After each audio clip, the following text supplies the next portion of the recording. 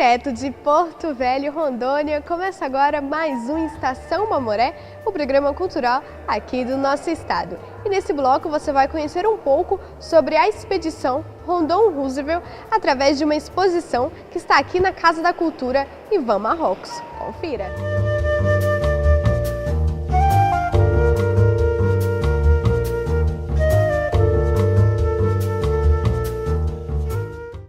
Eu falo agora com o historiador Dante Fonseca, que vai falar um pouco pra gente sobre a expedição Rondon Roosevelt.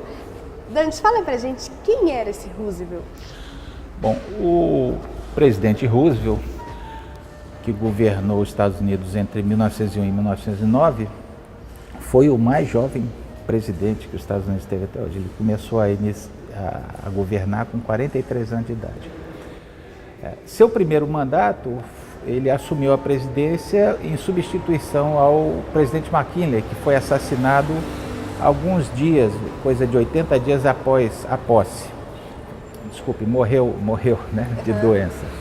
E ele assume e depois é reeleito para um segundo mandato. E em 1909 ele deixa a presidência pensando em retornar em 1912 um acordo partidário. Quando chega em 1912, essas coisas da política, ele não é devidamente apoiado como foi prometido, ele sai do Partido Republicano, funda um partido e é derrotado, né? Bom, sobre o governo Roosevelt, duas coisas importantes. Primeiro, ele foi um incansável lutador contra os trustes norte-americanos. E Roosevelt deixou também um diário contando um pouco sobre essa expedição, era isso mesmo? Isso, ele escreveu um livro. Ele chega nos Estados Unidos em 1914 e no ano de 1914 mesmo ele publica o livro Nas Selvas do Brasil, que existe em português, para quem quiser ler. Dante, e hoje o que essa história ela traz, além de riqueza, assim, mas para a memória também do nosso estado e de toda a Amazônia? Olha, a expedição Roosevelt-Rondon, ela deve ser bem conhecida por todos porque ela é cara à nossa história. Primeiro porque nós temos um rio dentro de Rondônia, na época esse rio passava no Mato Grosso, depois esse território se tornou Rondônia, mas passa um rio com o nome do Roosevelt. E segundo que Rondônia tem esse nome em homenagem ao segundo membro da expedição, ou a um dos membros da expedição, que foi o Marechal Rondon. Tirando isso, nós temos inúmeros aspectos que podemos explorar sobre isso. Essa expedição, ela ocorre num contexto de expansão da influência americana aqui no Brasil. Poucos anos depois, agora um presidente americano vem visitar o Brasil, né? Antes dos anos 30, inclusive. Bem, aqui na exposição na Casa da Cultura nós temos alguns quadros que contam a história, né? Fala pra gente, vamos mostrar todos e começar por esse aqui que fala sobre o assassinato no Rio da Dúvida. Isso. Bom, os quadros, na verdade, eles mostram muito mais um pouco os dois personagens principais e um pouco do cotidiano dessa expedição, né?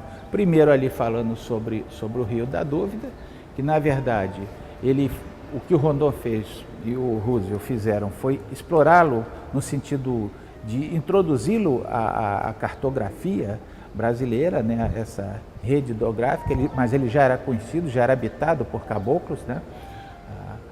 Aqui, a história de um assassinato de um dos trabalhadores da expedição que se desentendeu com o outro e o matou e depois desapareceu, né? E aí nós vamos vendo vários aspectos do cotidiano dessa história, né? Os índios de Ambiquara, né? O Rondon tinha um enorme respeito pelos índios. Você veja aqui a imagem de Rondon, dá para se notar claramente sua ascendência ou sua descendência indígena, né? Rondon era descendente dos índios Bororo, né? E Terena, né? E ele, enfim, dedicou sua vida àquilo que nós chamaremos de pacificação dos índios do Brasil e de evitar o genocídio promovido pelo avanço da colonização nessas terras do oeste brasileiro, né? Aqui, membros da expedição da expedição Roosevelt-Rondon, de fato aqui membros norte-americanos, né? Um naturalista, afinal de contas, um dos objetivos da expedição era a coleta de espécies animais para levar para o museu nos Estados Unidos, o George Cherry, e aqui um dos filhos, o terceiro filho do do Theodore Roosevelt, que veio com ele a essa expedição. Esse aqui mostra um pouco da seringa, né? Aqui mostrando a técnica, né, de exploração, os seringais e a técnica de exploração das seringueiras que existia nessa região. Então aqui você tem o corte da seringueira, né, e a tigelinha, né, que colhia a seiva, o látex, né, para depois ser trabalhado. Né. Aqui também, bom, o Roosevelt falando um pouco sobre o Brasil, a sua recepção, né, a recepção do Kermit no fim da Primeira Guerra Mundial, do filho dele, e como eu disse, cotidianos, né, da ação desses homens aqui em território brasileiro, né. Dante, você como historiador, como que avalia essa exposição aqui para o nosso estado? A exposição é importante para que os alunos das escolas, as pessoas interessadas em história de Rondônia, né, e do Brasil, tenham uma oportunidade de ver um pouco o que foi essa expedição Roosevelt-Rondon no momento que ela está prestes a fazer 100 anos de existência, né? E pensar, refletir um pouco como tudo mudou, né? Olha, veja, o Roosevelt veio aqui caçar animais, abater animais para levar para...